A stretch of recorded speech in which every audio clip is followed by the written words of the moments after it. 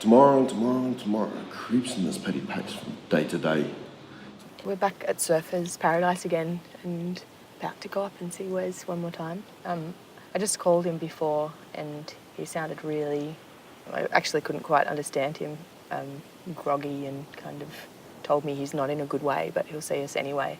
I'm a bit disappointed because I always would prefer to see him when things are going well, but as a friend, I know that it's not realistic. And all our yesterdays are lighted fools. The way to dusty death. My dad wasn't always well throughout his life, so often when I'd phone him, I'd be wondering if he's going to, or how he was going to sound that day. And even if I didn't realise it, subconsciously I was always worried that I was going to phone him and he'd be a bit distant or hard to reach, or I can't actually connect with him. Life's but a walking shadow, a poor player that struts and frets his hour upon the stage, and then is heard no more. There's echoes of this with Wes because I call him brother and he calls me sister, and I've followed his life so closely for these last few years. I worry that I'll call him and he will sound like he does today. And it's our last day for filming, and I honestly don't want to go and end on the note where he's just a mess.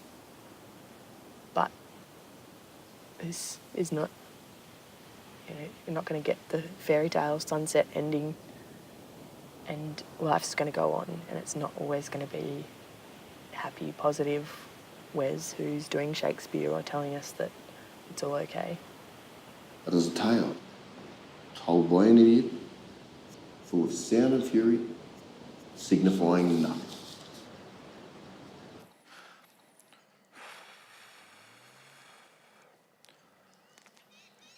To be or not to be, that is the question. Whether it is noble of the mind to suffer the slings and arrows of outrageous fortune, or to take arms against the sea of trouble, and by opposing, end them. To die, to sleep perchance to dream. Aye, there's the rub. For in the sleep of death, what dreams may come, or we may shuffle off this mortal coil, must give us pause. That's it. Cut. Can I go home now? Yeah. Yeah. Thank you. You're welcome. That was really awesome. Nah, it's not as good as it should have been.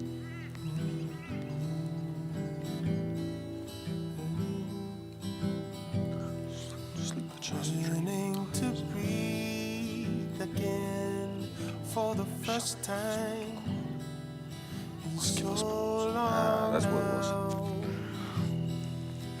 There's the respect that makes calamity of so long life.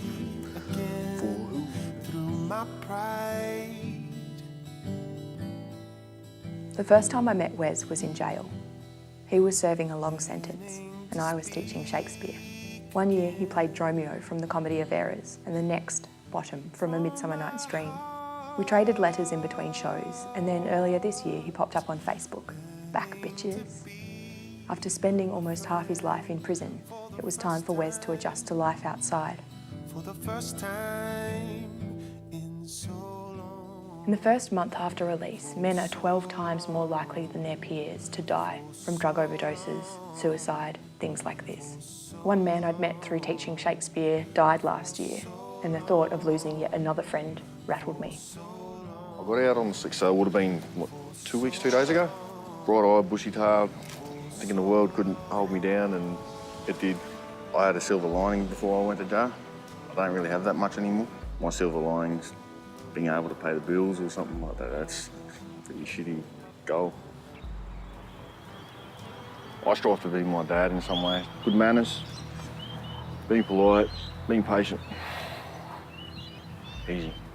I still love my family, I do, because they are good people deep down. Just, we're very different people. They're very strict Christian, whereas I'm a very loose Christian. And I still believe, just me and him are arguing at the moment. Yeah, that's my baby boy. He would have been 2 next month. I have 4 left. I had 6. I remember I was 14 when my son was born. I couldn't believe it. It's like I get to be a dad. I got a phone call. I was in a juvenile rehab facility down in New South Wales. I got a call from my probation officer. She goes, I'm willing to release you back into our care up here, up in Queensland, because I was banned from Queensland at that stage, if you look after your son. So what son? She goes, yeah, Tina had a son. It's in family services. You want to look after him. Done. Get me on a plane. I failed recently. I failed big time. My son, my eldest, when I was trying to teach him something that I thought he needed to learn, I didn't realise I'd made a big mistake in his life as well. I suppose it's true what they say about hating the stuff that you see in others, because you own it too much yourself. How do you think your boys felt growing up without you around? From what I was told, they were fine without me. I haven't been here for so long, and I haven't been submersed in water for so long that it's starting to freak me out a little bit.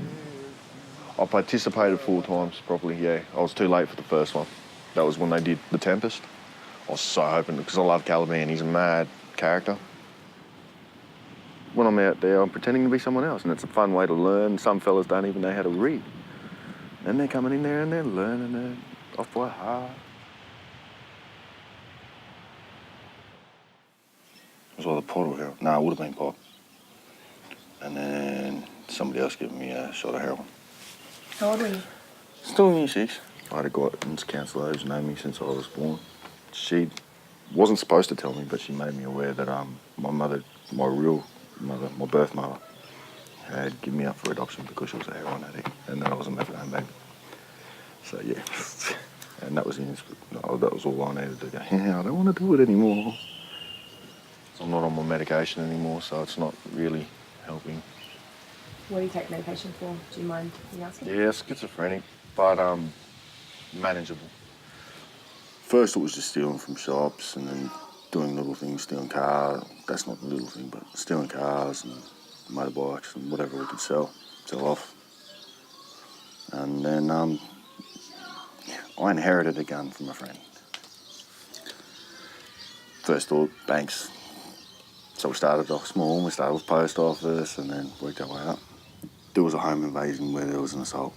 I walked in there, I was shocked by something that I'd seen. I was supposed to be debt collecting. Sort of jumped over the balcony, went to pull them up, seen some gay activities going on, was shocked and started bashing them all. I wrapped a shotty around his head, forced him onto his knees, gun in his mouth, and held him there for a few minutes while I made him light my lighter while I was smoking his cones on him. A few minutes? About 20.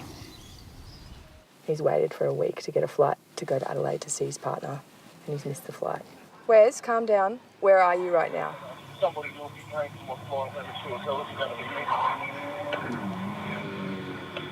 I would rather lend you money for a flight rather than you hurt someone to get money from them.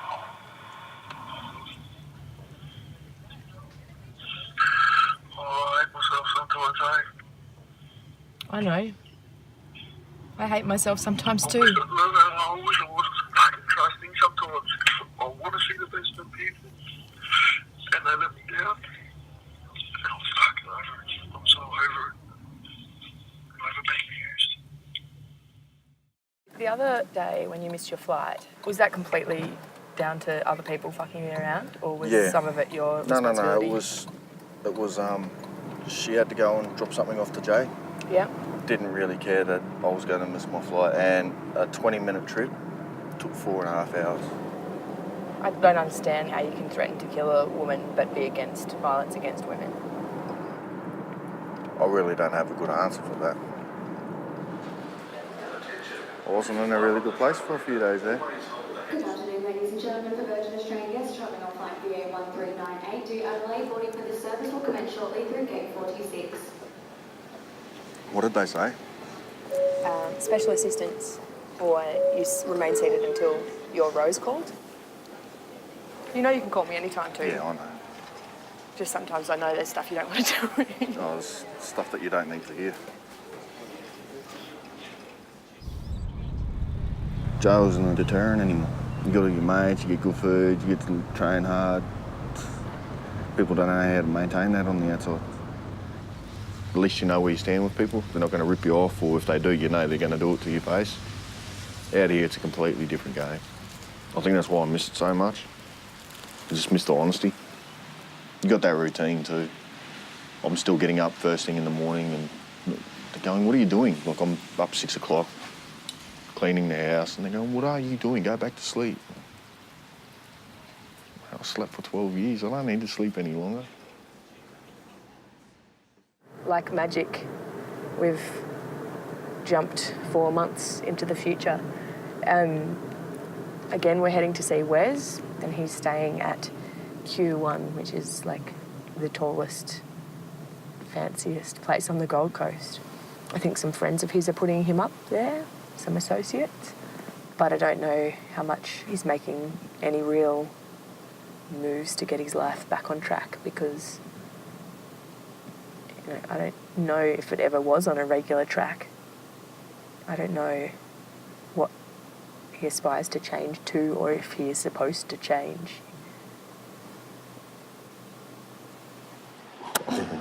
How you been? We didn't talk about it yesterday. How's the last few weeks been? So you got back from Adelaide? When did you come back? Came back 2 weeks ago. Something like that. Came back pretty much clean. Pretty much. Hassle-free, but nowhere to stay. No job. No sort of accommodation. And I just sort of dumped it on everyone. I went, here, I'm staying here, I'm going to live here, I'm going to take this, I'm going to do that. And I went straight back into the swing of things, unfortunately. Do you kind of like things being sorted out for you? Yeah, it's too easy to get used to, unfortunately. I sit back while everyone else does the work now. It's good because I've put in the hard yards. I've done time for other people. And they know that. Are you high? Oh, absolutely. What are you on? Fanta. What does that do to you? I get all happy and giggly and talkative. Mainly giggly. I'm not even going to go into the rest of it, because it's inappropriate, but yeah. So it's good that your girlfriend's around when Oh yeah. You're alright to be on camera? Oh, absolutely. I'm happy. You're supposed to enjoy the dark side? No. Not like that. Tastes like dirt. Tomorrow creeps in this petty pace from day to day to the last syllable of recorded time. And all our yesterdays are lighted fools. The weighted dusty dead. Our brief candle. Life's but a walking shadow, a poor player that struts and frets his hour upon the stage, and then is heard no more. It is a tale told by an idiot, full of sound and fury, signifying nothing. I need to change. I know I need to change. I just don't want to just yet, and I think that's the problem. Be honest. Be brutally honest. And I know I'm going to come out looking really arrogant or really stupid. That is what it is. Like I said, I'm not pretending to be someone. I'm just trying to do the best that I can. Oh, I'm not going to like everything I see, but that's my fault, not yours. I know where to throw blame where it's due. It's all my fault. I've had plenty of opportunities to change my life.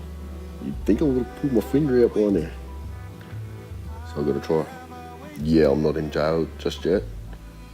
But if I keep going the way I am, I will end up in there. I haven't slept in 12 days. That's not normal. On the back of the first letter that Wes wrote to me from prison was written, "The fundamental delusion of reality is to suppose that I am here and you are out there." As of last week, Wes is back in prison. That will ask on tears and a true performing of it. If I do it, let the audience look to their eyes. I will move storms. I will condole in some measure. And yet, to the rest, my chief humour is for a tyrant. I could play Hercules rarely, or some part to tear a cat in. to make all split. The raging rocks and shivering shocks shall break the locks of these prison gates. This was Lofty. Now name the rest of the players. This is Hercules' vein, a tyrant's vein. A lover is more condolent. Let me play Thisbe too. I will speak in a monstrous little voice. Disney, Disney. Ah, Pyramus did, thy lover did, thy lady did. Let me play the lion too. I will roar you that it will do any man's heart good to hear me.